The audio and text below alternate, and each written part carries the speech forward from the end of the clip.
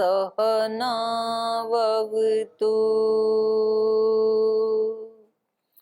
सहनौ भुनक्तु सह वीर्यं करवावहै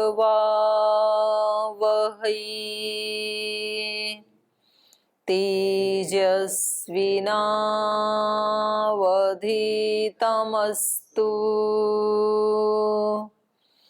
मा विद्विषावहै। ॐ व्रतानां व्रतपते व्रतं चरिष्यामि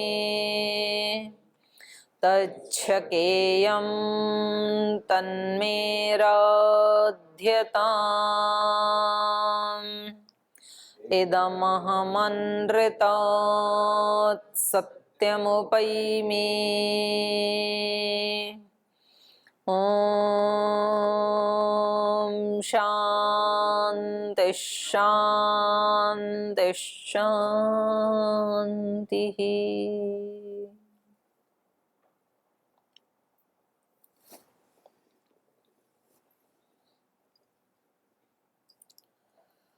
आज की जीवन दर्शन कक्षा में हम ईश्वर स्तुति, प्रार्थना, याचना, समर्पण, उपासना इस विद्या के विषय में चर्चा करेंगे। तो इसकी चर्चा करें उससे पहले प्रश्न ये है कि हम स्तुति, प्रार्थना, याचना, समर्पण आदि क्यों करें? क्या आवश्यकता है जीवन में इस सब की? जी। जिसका भी स्तुति किया जाए, चाहे भौतिक हो आध्यात्मिक हो, किसी विषय में उसके प्रति हमारा प्रेम, निष्ठा, श्रद्धा वृद्धि होगा निश्चित रूप से। मूल कारण नहीं है। हाँ, स्तुति से प्रीति बढ़ती है, लेकिन प्रीति क्यों बढ़ाएं हम? प्रीति की क्या आवश्यकता पड़ गई है? क्यों बढ़ाएं प्रीति हम? ईश्वर तो सारे आत्मा का एक ही लक्ष्य आनंद, चाहे आनंद प्राप्ति। तो हमें तो आनंद की कमी महसूस होती नहीं। हमें तो लगता हम तो अच्छा भला जीवन जी रहे हैं। नहीं, ये तो सबके लिए नहीं है ना। जो साधक है उनके लिए अवश्य ईश्वर के प्रति तब स्तुति करे उसकी, क्योंकि वो शाश्वत आनंद है, रस का भंडार है वो। तो ये भौतिक सुख जिनको मतलब भाते हैं वो तो ईश्वर के प्रति जाएगा ही नहीं। ये तो लेकिन वो भी स्तुति तो करते ही हैं किसी न किसी की। हाँ, निश्चित। किसकी स्तुति करते हैं वो? उनका जो इष्ट देवता है, उनकी बौद्धिक स्थिति जैसा है उसके साथ। सामान्य रूप से व्यक्ति प्रीति क्यों चाहता है? प्रीति तो सभी करते हैं ना।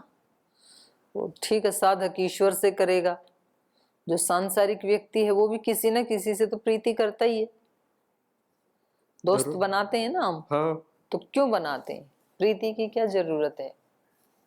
मूल में अपना ही स्वार्थ होता है, क्योंकि उसमें उसको अपना फायदा दिखाई देता है जरूर। ये वही तो पूछ रही हूँ, फायदा क्या होता है, क्या दिखाई देता है, वही पूछ रही हूँ। उससे दोस्ती होगा तो उसकी मतलब जब मेरा जरूरत होगा उससे मदद ले सकते हैं हम, ये भी है। हाँ जी, और बताओ, मित्र क्यों बनाते हैं आप? जी। जीवन में सुख और दुख तो आता ही है। हम तो सुख के, जब हमें जीवन में दुख का आते हैं दीदी, तो हम एक तरफ से ये हो जाते हैं कि किसको बताओ ये। अगर हमारा सच्चा मित्र है तो हमारा सबसे पहले दुख हम मित्र को बताते हैं। हाँ, तो ये प्रीति क्यों करते हैं? दुख से बचने के लिए। ये हुआ ना, हम अकेले बहुत दुखी हो रहे थे तो लगा किसी से शेयर कर लेंगे, या फिर हमारा सुख जो है वो पर्याप्त नहीं था। केवल दुख शेयर करने के लिए मित्र नहीं बनाते हैं, सुख बढ़ाने के लिए भी मित्र बनाते हैं। जैसे कोई बच्चा, छोटा बच्चा जब स्कूल जाता है तो उसको कोई दुख थोड़ी ही है, तो भी जिस दिन वो पहले दिन स्कूल जाता है तो फिर उसको घर में आके पूछते हैं कौन कौन आपके मित्र बने, तो वो एक दो के नाम बताता है। आज मैंने उसको मित्र बनाया, आज मैंने उसको बनाया। तो वो क्यों बनाता है? उसको कोई दुख तो शेयर नहीं करना है, पर अपनी खुशियों को बढ़ाना है। उसको लगता है कि इसके साथ खेल करके मेरी खुशियां, मेरा सुख बढ़ रहा है। तो हम संसार में भी, लोक में भी प्रीति करना चाहते हैं, प्रीति इसलिए करना चाहते हैं कि हमें कहीं ना कहीं अपूर्णता महसूस होती है। तो शुरुआत तो यहाँ से होती है, और फिर जब हमारे अनुभव ये बताते हैं किसी व्यक्ति को कि इस संसार की प्रीति पर्याप्त नहीं है, उन लोगों ने सुख तो दिए, दुख भी हरे हमारे, लेकिन तो भी और भी सुख चाहिए, और तो भी हमारे सारे दुख समाप्त नहीं हुए, तो कोई उससे भी ऊंची शक्ति वाला हमें चाहिए।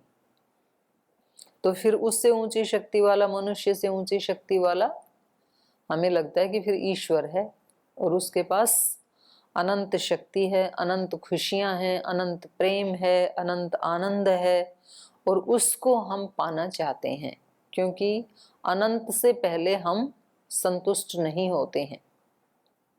हमें भूमा चाहिए, हम भूमा के पुजारी हैं, अनंत के पुजारी हैं हम सब आत्माएं, मतलब जो मनुष्य आत्माएं हैं वो।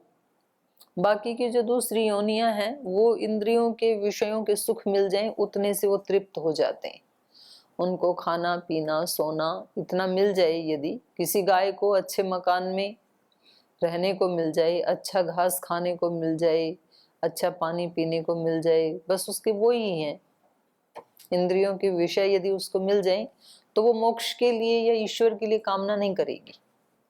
लेकिन मनुष्यों में ऐसा नहीं है। किसी मनुष्य को कितनी भी ज्यादा सुख सुविधाएं दे दें, जो हमने कठोपनिषद में पढ़ा कि ये सारी की सारी पृथ्वी वित्त से, ये उसमें है तैत्तिरीय उपनिषद में आनंदवल्ली में, कि किसी व्यक्ति को ये सारी की सारी पृथ्वी धन धान्य से पूर्ण करके दे दी जाए तो भी उसके लिए पर्याप्त नहीं है ये। और भी उसमें बहुत लंबी सी लिस्ट बनाई है। वो युवा भी हो, बलिष्ठ भी हो, उसके पास सारे सुख के साधन हो, और वित्तस्य पूर्णा, ये सारी धन धान्य से भरी हुई पृथ्वी यदि उसको दे दी जाए तो भी ये पर्याप्त नहीं है।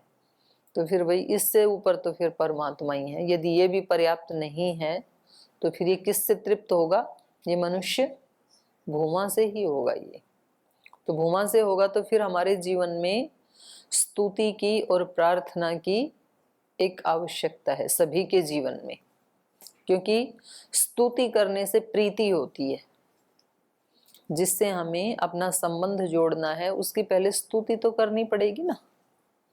तो ये एक साइंस है, स्तुति जिसकी करेंगे उससे प्रीति होगी।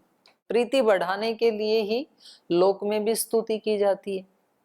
किसी को किसी से प्रीति करनी है तो उसकी स्तुति की जाती है ना, उसको बताया जाता है आप बहुत अच्छे हैं, आपकी आदतें बहुत अच्छी हैं, आपकी शकल सूरत बहुत अच्छी है, आपका बोलने का तरीका बहुत अच्छा है, आपका खाने का तरीका बहुत अच्छा है, आपका कुछ कुछ स्तुति जो जो उसमें है वो उसको कहा जाता है, तो फिर उस व्यक्ति से प्रीति बढ़ जाती है। या जो इंद्रियों के विषय हैं उनकी स्तुति की जाती है कि एक बार आप शराब पी करके देखो, उसकी इतनी स्तुति की जाती है तो फिर सुनने वाले व्यक्ति को उससे प्रीति हो जाती है। या जो ये विज्ञापन का जितना बड़ा मार्केट है एडवर्टाइजमेंट में, तो वो उस वस्तु की इतनी स्तुति करते हैं तो देखने वाला और सुनने वाले को उससे प्रीति हो जाती है, फिर वो खरीद के ले आता है। तो स्तुति से हमेशा प्रीति उत्पन्न होती है, और हम प्रीति इसलिए चाहते हैं क्योंकि हम अपने आप में अपूर्ण महसूस करते हैं। पूर्ण महसूस नहीं करते, हम पूर्ण हो जाएं तो किसी दूसरे की जरूरत नहीं है फिर। पर अभी हम पूर्ण नहीं हैं इसलिए दूसरे को लाते हैं, फिर दूसरे से भी तृप्त नहीं होते हैं तो फिर सबसे ऊपर जो है उसकी तरफ हम मुड़ते हैं। जी प्रणाम। प्रीति सबके प्रति होनी चाहिए या एक दो के प्रति?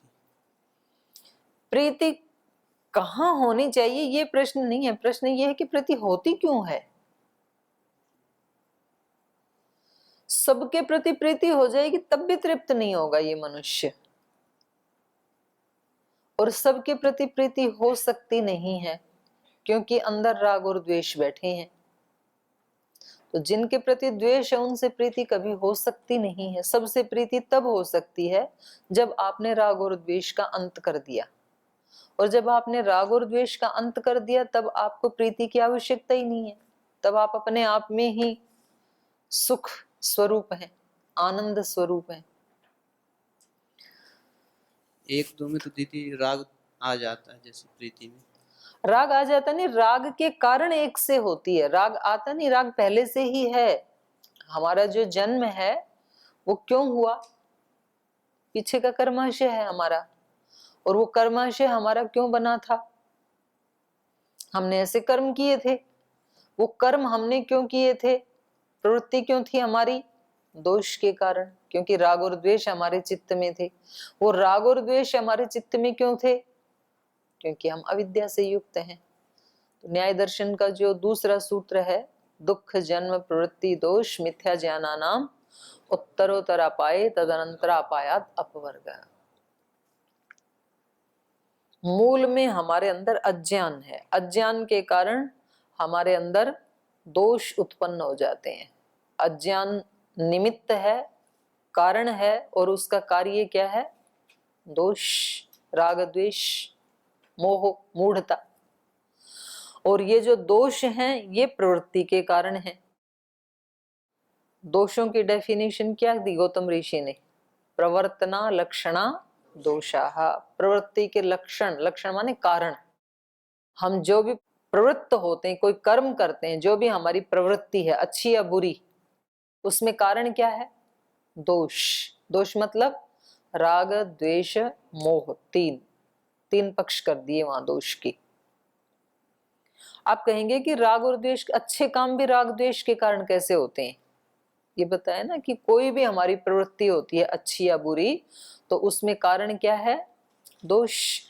तो ये प्रश्न उठता है कि अच्छे कर्म भी राग द्वेष के कारण कैसे होते हैं। हाँ, अच्छे कर्म भी राग द्वेष के कारण ही होते हैं। कोई व्यक्ति यज्ञ करता है तो क्यों करता है, स्वर्ग का राग है, स्वर्ग कामो अग्निहोत्रम यजेत है, ऐसे शास्त्र का वचन उसने सुन लिया कि जो यज्ञ करेगा उसको सुख मिलेगा, उसका पुण्य बढ़ेगा। तो पुण्य क्यों बढ़ाना चाहता है व्यक्ति, पुण्यों से सुख मिलता है, तो इसका मतलब उसका उस क्रिया में राग है। आदमी बुरे कर्मों से क्यों बचना चाहता है, नहीं नहीं मुझे ये नहीं करना। कोई आपसे कहे कि चलो आज तो गुरुकुल के भंडार में चोरी करते हैं, वैसे तो घी दूध पर्याप्त फल सहदेव जी देते नहीं है, तो चलो आज चोरी कर लेते हैं, तो आप क्या कहोगे, कर लोगे, क्यों नहीं करोगे, चोरी नहीं करनी चाहिए, इसलिए नहीं। चोरी नहीं करनी चाहिए, उससे क्या होगा, पाप होगा। अब पाप होगा या अपराध है या उससे अपयश होगा, कुछ भी करो उसका परिणाम सामने है आपके। चोरी यदि कर ली तो दंड मिलेगा, गुरुकुल में अपयश होगा, और थोड़े से ज्यादा जागरूक हैं तो आत्मा का हनन होगा, मेरे को खुद को ही अच्छा नहीं लगेगा, तो कहीं ना कहीं उससे दुख मिलेगा। तो उस दुख से बचने के लिए, उस दुख के प्रति आपको द्वेष है, दुख को हेय माना आपने, तो उस द्वेष के कारण हम वो कर्म नहीं करेंगे। तो हमारी जितनी भी प्रवृत्तियां हैं, चाहे अच्छी हैं या बुरी हैं, उन सब का कारण क्या है, दोष। वहां पर जो गिनाया ना, दुख जन्म प्रवृत्ति दोष मिथ्या ज्ञान, 5 चीजें हैं। तो उसमें कहा उत्तरोत्तर अपाई, उत्तर उत्तर वाले के हटाए जाने से तद अनंतरा अपायाद अपवर्ग है, आगे वाले को हटाओगे तो पीछे वाला भी हट जाएगा। तो सबसे लास्ट में क्या है, मिथ्या ज्ञान। मिथ्या ज्ञान को हटाते ही क्या हटेंगे, हमारे अंदर से दोष हट जाएंगे, राग द्वेष हट जाएंगे। जैसे ही हमें सत्य ज्ञान की, तत्व ज्ञान की प्राप्ति होगी, समाधि आदि से, उपासना आदि से अंतः प्रेरणा उठती ही रहती हैं, पर वो पकड़ में वहां आएंगी जब हम अपने मन को चुप कर देंगे कि अभी आप थोड़ी देर शांति से बैठो, अभी हमें मन के पार जाने दो, उधर खोज करने दो वहां क्या है, क्योंकि वो मेरा ही अस्तित्व है, मेरा ही साम्राज्य, और मैं उसका राजा, और मैं अपने साम्राज्य को घूम के भी ना देखूं तो ये तो गलत बात है ना। हमारे अस्तित्व में 5 कोश बताए हमारे ऋषियों ने, और हमारी यात्रा कहाँ तक है, 3 तक ही है बस। अन्नमय कोश, प्राणमय कोश, मनोमय कोश। मन तक ही हमारी यात्रा है, मन के पार हम कभी जाते नहीं है। तो जब हम ये सोचते हैं कि भाई इसके पार भी जाके तो देखें वहां क्या है ऐसा, तब हम विज्ञानमय कोश में प्रवेश करते हैं। और जब विज्ञानमय कोश में प्रवेश करते हैं तब हमें सत्य ज्ञान की प्राप्ति होती है, तत्व ज्ञान की प्राप्ति होती है, विज्ञान की प्राप्ति होती है। उससे भी फिर हम आगे सरकते हैं तब आनंद की प्राप्ति होती है। वहां यात्रा खत्म हो जाती है। वो मेरा अपना अस्तित्व वो हर व्यक्ति के पास है।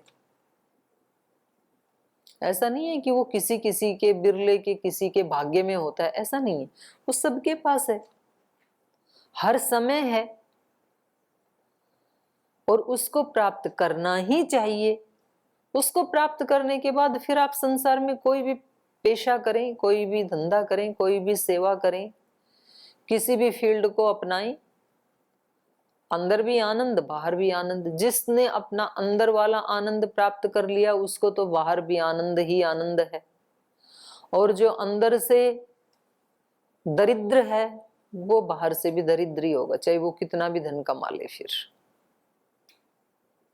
उसको सुख नहीं मिलेगा, कभी भी शांति नहीं मिलेगी, आनंद नहीं मिलेगा उसको। तो उसमें जब हम प्रवेश करते हैं तब हमें सत्य ज्ञान की, तत्व ज्ञान की प्राप्ति होती है। तो यहां पर बताया कि वो तत्व ज्ञान जैसे ही होगा हमारे सारे दोषों का एकदम नाश हो जाएगा, क्योंकि तब हमें अपने स्वरूप का पता लग गया ना। तो जिसके पास ढेरों हीरे मोती हैं, नवरत्न हैं, तो वो रास्ते में कंकर चुगेगा क्या? कभी नहीं चुग सकता है वो व्यक्ति, क्योंकि उसको पता है कि मेरे पास कितना ज्यादा अकूत संपदा है। तो जब इसको अपने अंदर का इतना आनंद पता लग जाएगा तब ये किसी व्यक्ति से राग करके सुख लेना चाहेगा, किसी व्यक्ति से द्वेष करके कि भाई ये मेरे सुख में बाधा डालने वाले हैं, झगड़ा मोल लेगा, नहीं लेगा तब। तो इसलिए वहां पर ऋषि ने कहा कि मिथ्या ज्ञान के हटते ही दोष हट जाएंगे, राग द्वेष मोह हट जाएंगे। और इन दोषों के हटते ही क्या हटेगी? प्रवृत्ति हटेगी। क्योंकि प्रवृत्ति क्या है? प्रवृत्तिर्वाग बुद्धि शरीरारंभ। प्रवृत्ति वो है जो हम वाणी से, शरीर से, मन से जो भी कर्म करते हैं, चेष्टाएं करते हैं, और वो चेष्टाएं हम इसलिए करते हैं क्योंकि हम अपूर्ण हैं। तो कुछ तो ऐसा करें जिससे सुख मिले। अनपढ़ व्यक्ति को यश नहीं मिलता है, इसलिए हम कुछ तो ऐसी पढ़ाई करें, डिग्री लें, तो जिससे हमें सुख मिले। छोटे बच्चे को हम सिखाना शुरू करते हैं, जब उसको स्कूल में भेजते हैं कि पढ़ो, वो कहता है क्यों पढ़ूं, क्यों, क्या जरूरत है पढ़ने की? पढ़ लिख के फिर तुम ऑफिसर बनोगे, ये बनोगे, वो बनोगे। फिर वो बन के क्या मिलेगा? तो फिर सब लोग आपका सम्मान करेंगे, फिर बहुत धन आएगा। तो धन का क्या करेंगे? धन से बहुत सुख सुविधाएं आएंगी घर में, ऐसे ऐसे हम सोफा लाएंगे, कार लाएंगे, ये लाएंगे, वो लाएंगे। उससे क्या होगा? उससे सुख मिलेगा। बोले सुखी तो मैं पहले ही हूं। जब सुख ही चाहिए तो मैं तो आज ही सुखी हूं, तो ये इतनी लंबी यात्रा क्यों? लेकिन हम उसके माइंड की काउंसलिंग कर करके उसके सबकॉन्शियस माइंड में घुसा देते हैं कि अनपढ़ दुखी होते हैं, बेकार होते हैं, पढ़े लिखे सुखी होते हैं, सम्मानित होते हैं। फिर वो बेचारा पढ़ने जाता है, फिर वहां जाके टीचर दिमाग में वायरस डाल देते हैं कि जो सबसे ज्यादा मार्क्स लाते हैं वो ज्यादा ऊंचे होते हैं, जो नहीं पढ़ते हैं वो बेकार होते हैं। फिर वो बेचारा कंपटीशन में आ जाता है। फिर वो नौकरी की तलाश में कि पढ़ लिख के जो नौकरी लग गए उनकी वैल्यू है, जो नौकरी नहीं लगी वो बेकार, वो तो अनपढ़ पढ़े लिखे एक ही जैसे। फिर वो नौकरी की तलाश कर, फिर नौकरी करने वालों में जिसके पास सबसे ज्यादा धन है उसकी प्रतिष्ठा है, बाकी तो अपना रोटी पानी खा रहे हैं, उसका कोई नहीं। अब वो ज्यादा धन कमाना चाहता है, तो सारी की सारी खोज, फिर उसने अकूत धन कमा लिया। वो कहता सुख तो अभी भी नहीं मिला। बोले अब इन सब को छोड़ देने में सुख है। तो महात्मा बुद्ध ने उसको छोड़ दिया। फिर तो जब छोड़ना ही था तो अपनाया क्यों? तो ऐसे हमारी यात्रा चलती रहती है। तो हमारी प्रवृत्ति क्यों होती है? दोषों के कारण होती है। शरीर से, वाणी से, मन से जो भी हम प्रवृत्त होते हैं किसी कर्म में, वो किस लिए होते हैं? दोष के कारण। प्रवर्तना लक्षणा दोषाः। और प्रवृत्ति क्या है? वाग बुद्धि शरीरारंभ। प्रवृत्ति वाग बुद्धि शरीरारंभ, इनसे जो भी चेष्टा करते हैं। तो जैसे ही व्यक्ति के दोष मिटे, तो ऐसा नहीं है कि वो निठल्ला हो जाएगा, उसकी प्रवृत्ति होगी, लेकिन उसकी प्रवृत्ति क्लेश मूलक नहीं होगी। वो निष्काम कर्म करेगा, फिर सेवा करेगा, आनंद में रहेगा, कुछ नहीं चाहिए अपने लिए उसको, तो उसका कर्माशय नहीं बनेगा फिर। और जब कर्माशय ही नहीं है तो जन्म क्यों होगा फिर? पहले मिथ्या ज्ञान हटा, मिथ्या ज्ञान के हटते ही दोष, दोषों के हटते ही प्रवृत्ति या कर्माशय, कर्माशय प्रवृत्ति के हटते ही जन्म नहीं होगा आगे। क्योंकि जन्म तो कब होता है? क्लेश मूलः कर्माशयो दृष्टा दृष्ट जन्म वेदनीय है। क्लेश मूलक कर्माशय है नहीं तो जन्म होगा ही नहीं इस व्यक्ति का। जन्म नहीं होगा तो आनंद में रहेगा, दुख भी नहीं होगा, कोई दुख नहीं है। और इसी को उन्होंने अपवर्ग कहा। तो ये पूरा एक हमारे को एक रास्ता बता दिया ऋषियों ने। तो हम स्तुति क्यों करते हैं, प्रार्थना उपासना आदि क्यों करते हैं? स्तुति से प्रीति उत्पन्न होती है, और प्रीति हम इसलिए उत्पन्न करना चाहते हैं क्योंकि हमें शाश्वत सुख चाहिए। छोटा छोटा सुख से हम तृप्त नहीं हैं, इसलिए हम स्तुति करते हैं। तो चलिए, अब वो स्तुति हम कैसे करें, किसकी करें, उसका क्या हमें परिणाम मिलेगा, ये हमें हमारे ऋषियों ने बताया। तो कुछ लोग तो बोलते हैं कि पुरुषार्थ करना चाहिए, ये स्तुति प्रार्थना ये निठल्ले लोगों का काम है, आलसी लोगों का काम है। ऐसा नहीं है, प्रार्थना तो बहुत शक्तिशाली है अपने आप में। और प्रार्थना वही व्यक्ति करने का अधिकारी है जिसने अपने कर्तव्य कर्मों को पूर्ण पुरुषार्थ के साथ निष्पन्न कर लिया है। अपना जो कर्तव्य था उसने पूर्ण पुरुषार्थ से उनको निष्पन्न कर लिया, लेकिन उसको जो बड़ा सुख चाहिए, शाश्वत सुख चाहिए, भूमा चाहिए, वो इसके पुरुषार्थ से मिलने वाला है नहीं। तो उस समय फिर प्रार्थना हृदय से निकलती है और उसी प्रार्थना का उत्तर भी मिलता है। तो ये बताएंगे हमारे को महर्षि दयानंद के ही शब्द हैं ये। सबसे पहले शुद्ध ज्ञान, शुद्ध कर्म, शुद्ध उपासना। ज्ञान तो ज्ञान ही है, तो उसमें भी शुद्ध विशेषण क्यों लगाया वो हम आगे पढ़ेंगे। शुद्ध कर्म, कर्म कर्म ही है, बोले नहीं कर्म कर्म एक जैसे नहीं है। हमें कर्म तो करने चाहिए, लेकिन कैसे करने चाहिए? शुद्ध। अशुद्ध कर्म करेंगे तो उससे में फंस जाएंगे हम। शुद्ध उपासना, उपासना हमारे सुख का, मुक्ति का साधन है, लेकिन कौन सी उपासना साधन है? शुद्ध उपासना। यदि अशुद्ध उपासना की तो फिर फंस जाएंगे, दुख में पड़ जाएंगे हम। तो उसका क्या स्वरूप है? क्या सुबह शाम बैठना इतना मात्र है, या दिन के कर्मों के साथ भी उसका कोई लिंक है? वो कैसे फलदायी होती है? हमें कैसे पता लगेगा हम कौन सी उपासना कर रहे हैं? तो ये सब जानना हमारे जीवन का एक बहुत बड़ा हिस्सा है। क्योंकि देखो, आज जो वर्तमान में जो झगड़ा हो रहा है एलोपैथी आयुर्वेद का, वो क्यों हो रहा है? क्योंकि एलोपैथी के जो अन्वेषक हैं वो 200-250 साल पहले की पैथी है, और उन्होंने केवल इस शरीर को ऐसे माना है जैसे एक मोटर कार है, जैसे एक स्कूटर है, मात्र एक साधन माना है, फिजिकल बॉडी, बस उतना ही मानते हैं वो। तो जैसे कार में खराबी आई, कोई टायर घिस गया, पंचर हो गया, तो क्या करना है उसका? उस टायर को हटाओ, नया वाला लगाओ।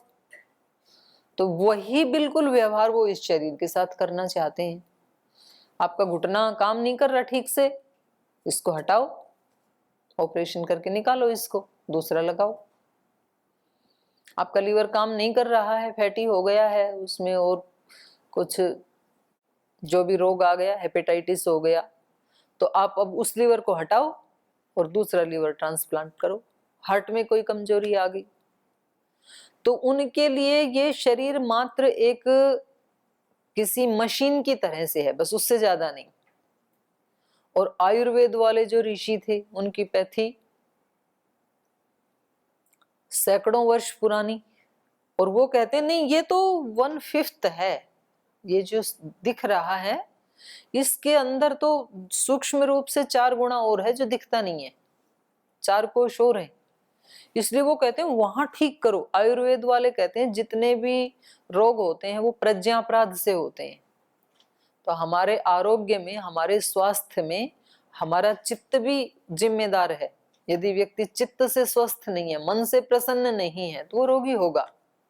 इसलिए शरीर को स्वस्थ करना है तो वो मन के ऊपर भी वर्क करना पड़ेगा। आपको मन को भी प्रसन्न रखना पड़ेगा, शांत रखना पड़ेगा, अपने मन को भी, चित्त को भी, संस्कारों को भी, अपने कर्तव्य कर्मों को भी। मतलब वो बहुत बड़ा एक सर्कल है कि आपको इस फिजिकल बॉडी को निरोग रखने के लिए अंदर वहां तक काम करना पड़ेगा। ये वही बात है जो मैं कई बार बोलती हूँ ना, कि जैसे प्रिंट आउट में कोई अशुद्धि निकल आई तो अब प्रिंट आउट में शुद्ध नहीं हो सकती है वो। आप एक को शुद्ध करोगे दूसरे पेपर में फिर वही अशुद्धि आएगी। तो आपको वहां सॉफ्ट कॉपी में जाकर के कंप्यूटर में उसको करेक्ट करना पड़ेगा। अब फिर चाहे आप 1000 कॉपियां निकाल लो, वो सारी शुद्ध होंगी, उसमें कोई फॉल्ट नहीं होगा। तो आयुर्वेद तो यही मानता है कि आप अपने सॉफ्टवेयर को ठीक करो पहले, तो फिर जो भी आपके माध्यम से होगा, ये तो कंप्यूटर जैसे है ये शरीर, उसमें से जो भी निकलेगा, उससे जो वाणी निकलेगी, उससे जो कर्म होगा, उससे जो भावना होंगी, वो सब शुद्ध होंगी। प्रज्ञापराध नहीं होना चाहिए। तो मन के साथ संबंध है, चित्त के साथ है, संस्कारों के साथ है, पीछे जो लाए थे उनके साथ भी संबंध है। तो उसके कारण रोग हो गया, ठीक है, तो अब वहां से ठीक कर लो। उसके अपोजिट बहुत अच्छे अच्छे संस्कार बना दो, वो फल देने लग जाएंगे। तो ये कोई खाली लोगों का काम नहीं है। स्तुति प्रार्थना करना, याचना करना, समर्पण करना, उपासना करना, यदि ये ऐसा होता तो कम से कम महर्षि दयानंद जैसे जो वैज्ञानिक ऋषि हैं और इतने पुरुषार्थी, बलशाली, ज्ञानी, हर तरीके से जो अपने आप को इतना स्ट्रॉन्ग पाते हैं, वो व्यक्ति इसको एक विषय बना करके और वेदों से निकाल करके हमारे समक्ष प्रस्तुत नहीं करते। तो इसका मतलब है ये हमारे जीवन का एक अभिन्न अंग है और बहुत महत्वपूर्ण अंग है। जैसे रोज के जीने के लिए हमारे लिए खाना बहुत महत्वपूर्ण है, नहीं तो हम भूखे मर जाएंगे, हम कुछ भी नहीं कर पाएंगे, तो इसलिए हम खाना बनाते ही हैं। उससे भी कहीं ज्यादा ये आवश्यक है स्तुति, प्रार्थना, उपासना, समर्पण, श्रद्धा, भक्ति, ये बहुत जरूरी है। ये कोई मतलब क्लास में चर्चा करने के लिए नहीं पढ़ा जा रहा है, ये हमारे जीवन का एक अभिन्न अंग है और अति महत्वपूर्ण अंग है। ये जिसके जीवन में नहीं होगा उसकी सब क्रियाओं में अशुद्धि दिखाई देगी।